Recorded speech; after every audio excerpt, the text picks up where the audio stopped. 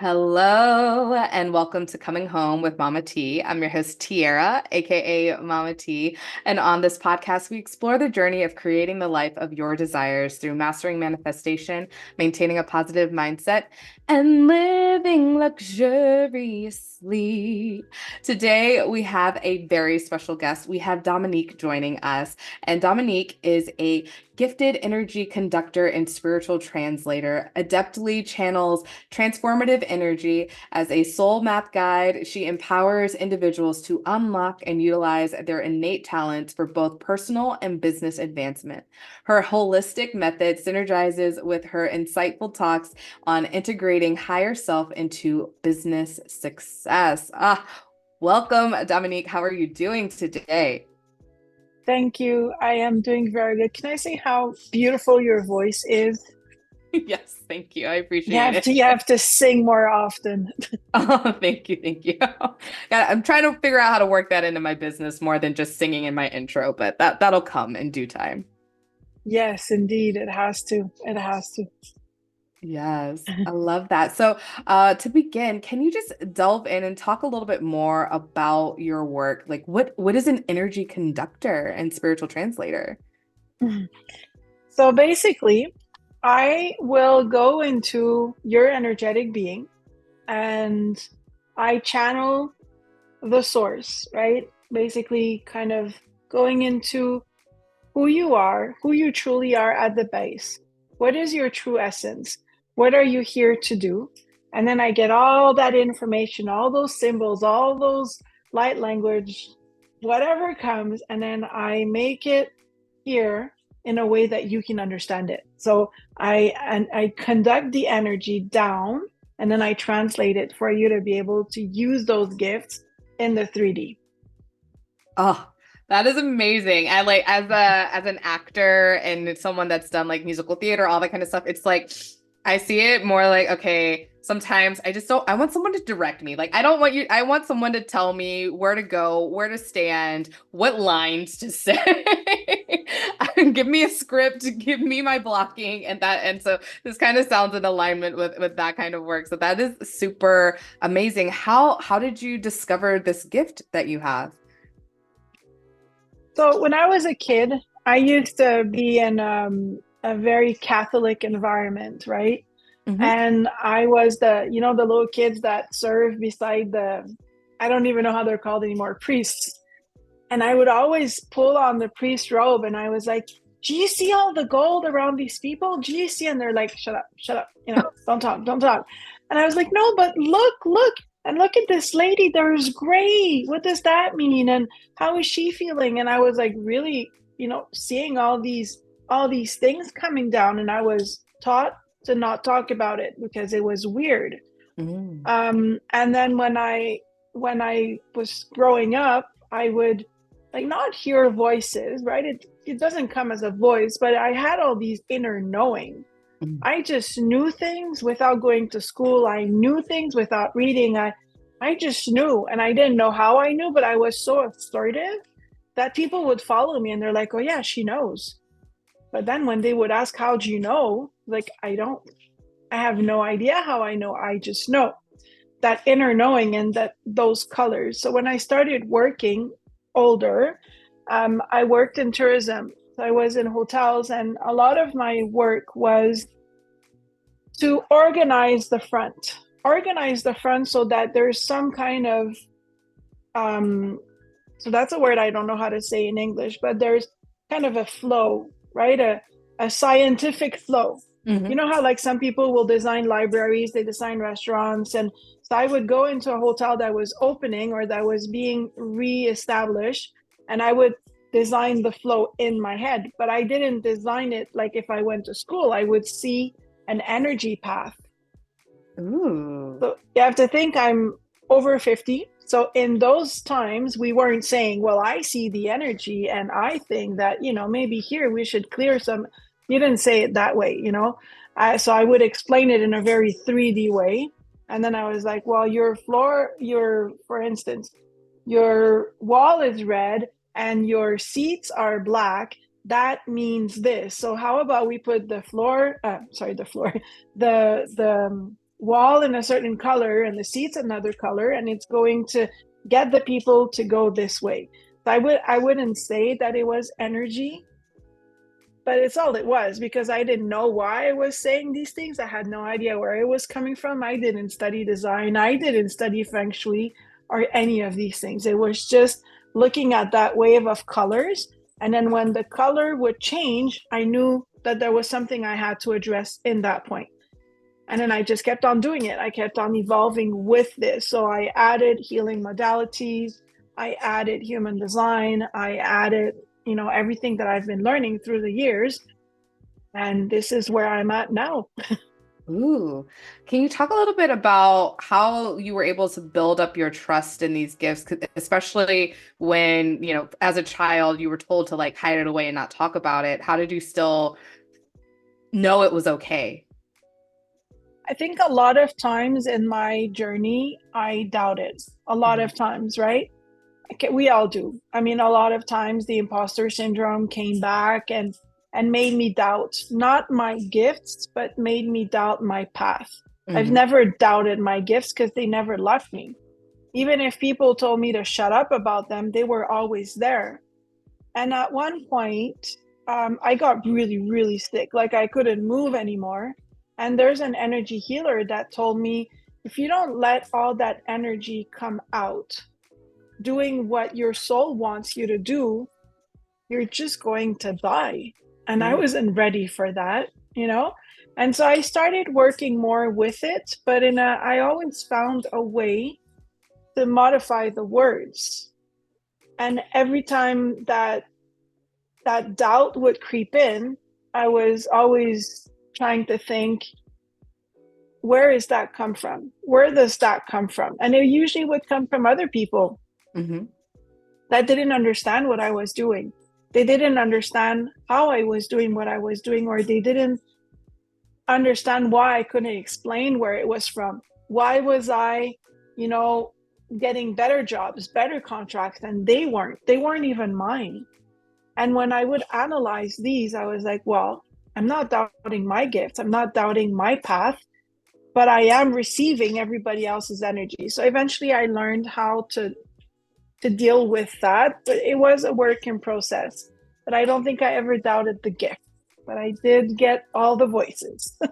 Oh, it totally resonates because it's like we know we have our intuition, but then it's like society tells us, no, that's wrong. We can't do that or da, da, da. And so then we make that a part of or it can be made a part of our personality and the filters in which we run our life and how we guide ourselves through. And it's really, I'm very impressed and just like amazed how you allowed yourself and your heart and your soul to lead and be front for in the front and center, regardless of if you have to like change the words a little bit more to make them, digestible for the common person. But like I just think that is amazing, the work that you do. So I personally don't have like the clairvoyance or the visuals that come into my mind. So can you explain maybe a little bit about how that might look for someone that might be a listener that might have that kind of experience? Yeah, for sure. So first of all, I think that as humans, when we hear people that say, I see or I hear, we imagine a voice or we imagine an image, right? But it doesn't necessarily come that way. Like when I say I see, I don't see with my physical eyes. So I think that the some of the ways to practice, because it's a muscle, right? Intuition is a muscle. So some of the ways would be to close your eyes and visualize. Like really try, maybe you can close your eyes and you put your hand in front and then you start moving your hand. You're gonna feel something, you're gonna feel an energy, you're gonna feel a vibration, you're gonna see a shadow, right? And then when you see that, stop moving your hand, but still visualize the hand. So you're going to keep on you're going to practice that muscle of visualizing. So that way, when you're listening to a guided meditation or visualization where they're telling you visualize the bulb of light or whatever, you're gonna be able to Know what it means to see without looking. That's one way. Another way would be, and I like to play with food a lot, but I say, think about something that you really, really like eating. When, like, I'm boring, but I really like maple syrup, like to an Mm. extent that, really like it. So I just think about it and I can feel it in my throat. I can feel it like in my core. It's like, yeah, I want it. But then there's things that you really don't like also. For me, it's liver. Liver is something that I can't even stand. Even if you go to the supermarket, I pass right in front of it. I can't even look at it. Mm. There's also, I'm talking about it and I can feel it. So that feeling is a yes or a no, right? So for someone that doesn't see or doesn't hear or doesn't think they can, because we can, it's a muscle, think about those feelings, close your eyes, think about those two feelings, and then ask yourself a very easy question. So maybe, do I want to go to the restaurant tonight? And then there's going to be a feeling, a yes or a no. It's either the feeling or liver or the feeling of ice cream. Why did I say ice cream? Do you like ice cream? I like ice cream. There you go. Probably you were saying ice cream in my head. Maple syrup, right? So maple syrup is yes, I want to go to the restaurant, and liver is no, I don't want to go to the restaurant. Go in front of your fridge. What do I want to eat? Do I want an avocado? Yes or no? Do I want a mango? Yes or no? Eventually, that feeling, that yes or no, is going to be, it's going to come whether you want it or not. You're just going to be thinking of something and you're going to feel in your core. Now you know you've developed your intuition. This is when you start asking harder questions. That might not be a yes or a no. They Mm. might need a more extended answer, but that's, you start developing with things that are easy and then you go deeper and deeper and deeper. Oh, that's so, it's like mind blowing and so powerful to have such a beautiful guidance right there. I know for me, getting into like the tarot and oracle reading and all of that, it was a knowing, like just a divine knowing. And people ask, well, how do you know? And I'm like, I don't know. I just do. And I trust. And I teach about trusting, but I love these like actual tangible tools that people can utilize to practice because I do believe that we have to practice, but I don't necessarily know exactly everybody else's clairs, or I haven't practiced, the clairs that don't come as easily to me that way. And so I think that's really wonderful that you've given people that our listeners some like tactile ways to work with it. So that's awesome. So thank you. It's my pleasure. And if I may add, even when you're like doing tarot, right? They all come with their book, the oracle decks and everything. They come with a book. You can read, but if you only read, you're not getting the feeling. So you're not going to Mhm. get the feeling of the card. So if you sit with the card, you look at the card, you read the card, and then try to feel what it feels like, there's all your answers are there. Yeah. It's just practice. I really think like they're really leaning into and trusting self and the body. The body will tell you so much. Yeah. And then you get to practice and be like you, where you can actually make a real reading. Well, that's another layer of understanding. Exactly. So in talking about reading, I know you say you have a oracle reading in your work. Can you talk a little bit about that? Yeah, so it's an auric reading and alignment. So basically, in my line of work, I work with a lot of solopreneurs, people that have businesses that either work or are just starting, but most of them, their business is not where they want it to be. They've done the work. A lot of the people are tired. They've been with the coaches, they've done the posting, they show up, they're still not getting the results that they want. And the main question is always, what am I not seeing? Where is the shadow, right? So the auric reading is basically to get your aura to talk to you. So I use the human design information, I use the gene keys information, I use the channeling information and the colors. And then I get the aura to talk to you. Like the aura is going to write you a letter. The aura is going to tell you what are your zone of shadows that you might not be seeing. How can you bring those to the light so that they can be a growth opportunity? And then how are we going to use them so that are empowering for you in your business? Because your business is an extension of yourself. And who doesn't want a business that is going in flow, that is aligned and balanced? That's amazing. I love that. So can you like I've read a little bit about the gene keys and I've looked up like my personal keys as well. Can you talk about the gene keys for someone who might not have like read the book or anything? Yeah, for sure. So basically, the gene keys, human design, all of these different science, I'm going to call them science. They're mixed with spirituality, but there's a science behind it. Mhm. Basically, it's what does your soul want you to be here on earth? How has your soul envisioned your path as a human in the 3D, right? The source doesn't want you to suffer. The source doesn't want you to be in lack or to be listening to those voices that get you to not do what you want to do.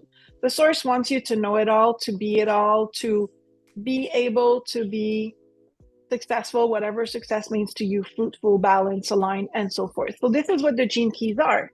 When you do your gene keys, and the beautiful thing about gene keys is every single gene key, you can sit with it and contemplate, what does it mean for me? How has this it, influenced my life in both ways? You kind of like be neutral about it and then you adapt it so that it's empowering, right? You can do the same thing with the gates and the human design. And they all have so much information to give you on yourself and on even on how you are doing the things you're doing right now, but how you can use those to be more empowered. The idea is to use it to be the whole of who you are, but in the balanced and aligned way. Love it. That's perfect. That's wonderful. Magical. And then so with that, you also have the soul map, correct? And how does that work? So the soul map for businesses, what I do is again, I use a human design just because the work is already done, Mhm. and then we'll channel. So we channel everything, channel an entire business for you. Most of the people that come to me already have an idea, but they're wondering, what do I do with that idea? How do I bring this forth? How am I going to do it? So the channel are never the same. I always usually get colors. I will get a structure. I will get the main messages from your soul to you to be able to take those messages and bring them forth in the 3D. Sometimes I'll get ways of communicating.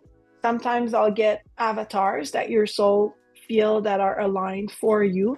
And then we put everything together with your human design, and you basically have a business plan.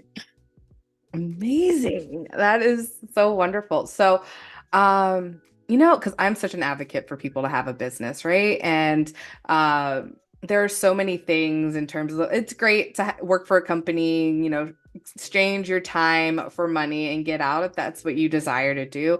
But I feel like in this world where we all have so many gifts and there's so many ways for us to connect with like potential clients, and they don't even have to be like within the same town. They can be completely like in a whole nother country, right? The completely opposite side of the world. There's so much opportunity for us to grow beyond just like a standard 9 to 5. So, what is something that you might say to someone that is thought about maybe stepping into being an entrepreneur, but just doesn't know where to start, and they're maybe a little scared and they of failing? So I everybody is going to go through those creations frequencies. So there's basically two frequencies. There's the fear and there's love, right? And the fear frequency is what holds you back. And I always say to people, we've learned a lot of things in life. Like the other Mhm. day, I was reading something that was fascinating on the brain. Um, Limitless. I don't know if you read that book, but I have not. he says in his book that our brain uses 20% of our energy, but it only uses the space of 2% of our entire body. Hmm. You know, and I was like, well, that's interesting, because I thought that we don't use our brain completely, right? This is what society taught us. Oh yeah. Society taught us that we only use a small amount of our brain, and we believed it, and this is what we do.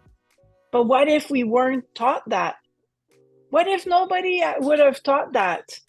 Then you would be using your entire brain. You would be using all your gifts. You wouldn't be in fear. You would be in creation mode from your heart, feeling everything from your intuition. This is what I would say to people. Everything that you believe in, where does it come from? Mm-hmm. Is it true? Is it true all the time? Can we go above those limits that you've put upon yourselves?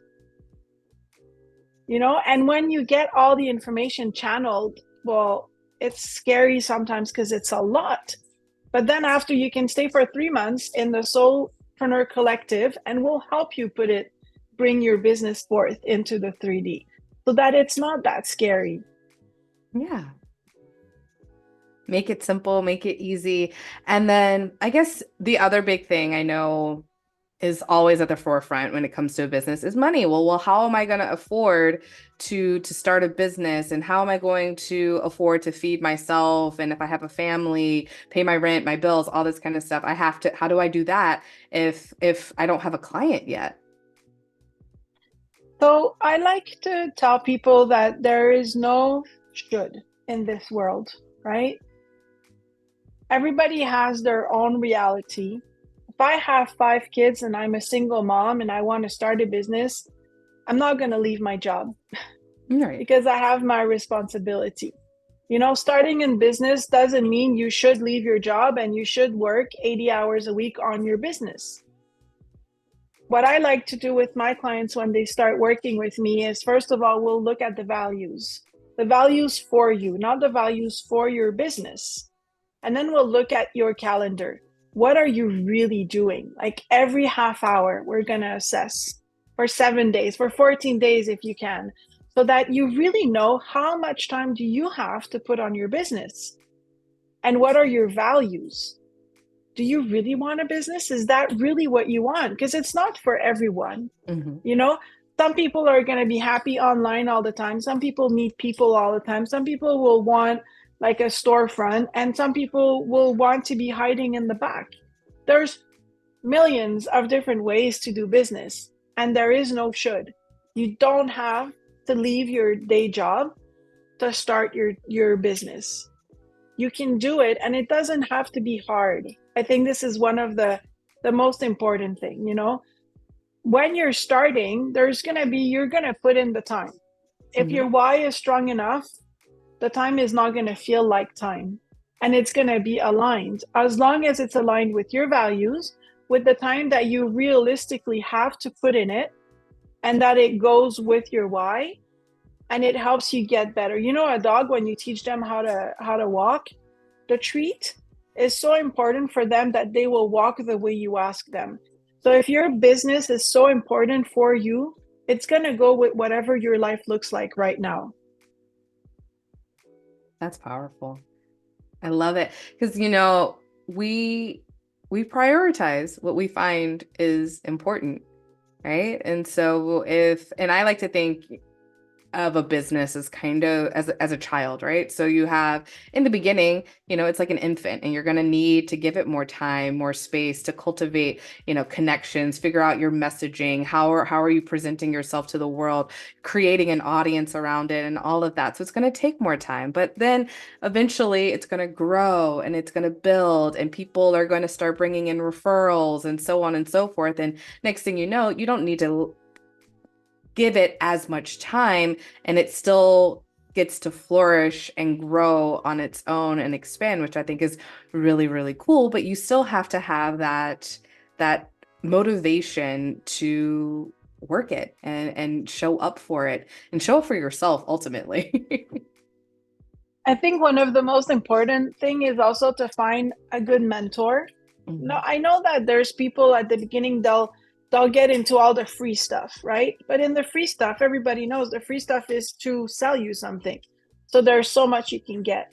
So I would say if I was to restart everything again, get yourself a good mentor to start, someone that really has your back, or a collective, or a community.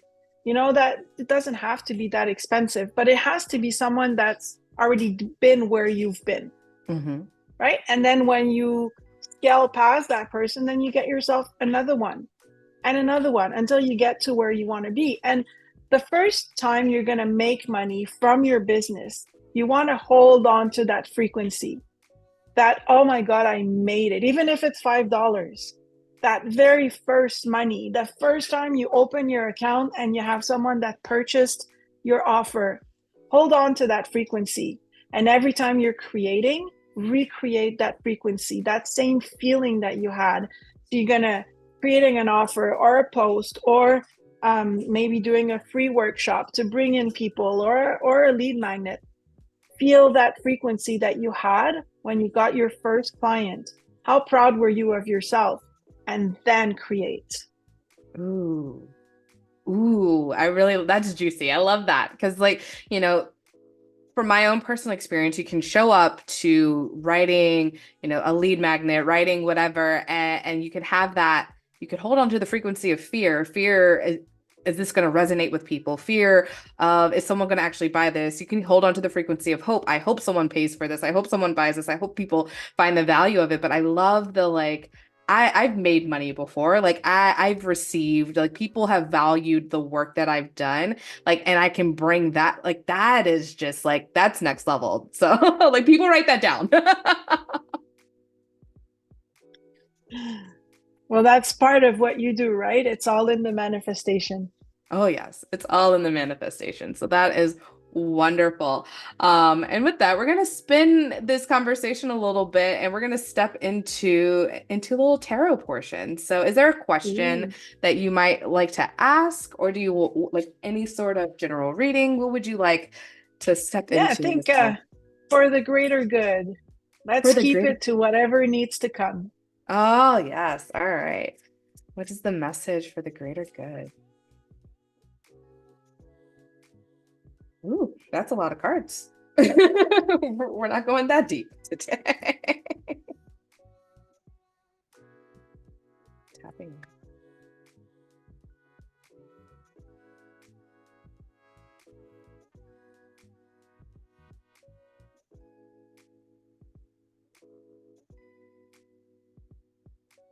Mm. So we've got the Knight of Wands. We've got the Knight of Cups. And we've got the Knight of Swords. So a lot of knight energy, which I love. This is like really, really fun for me. So like leaning into this knight space, it's like we're there, we're on our way. We know where we're going. We have an idea.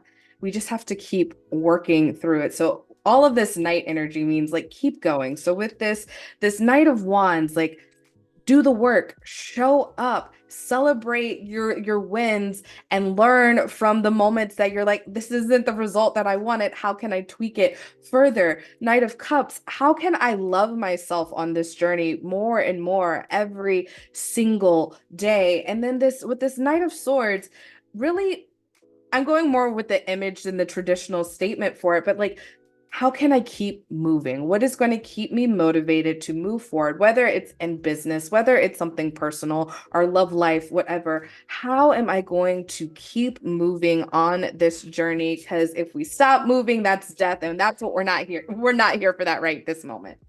Definitely not. Not ready for that one. Yes, I love that. Ah, wonderful. So, Dominique, thank you so much for your time. Is there anything else that you would like to share with us today? Well, I would like to say to anyone that is listening in, if you feel that you're stressed about anything, about creating a business, about getting to the next level, about feeling your intuition, about anything, you're not going the right way. Sit down, close your eyes, go deep into yourself, and realign. Because stress, fear, any of these things is not going to take you anywhere. And just take the stress out of it. You know, spirituality, intuition, alignment, the business journey, it just comes. And Mm, let's trust the moment. yes, let's trust the moment. So, what's the best way for someone to connect with you? Well, the best way is on my website, intentionandflow.com.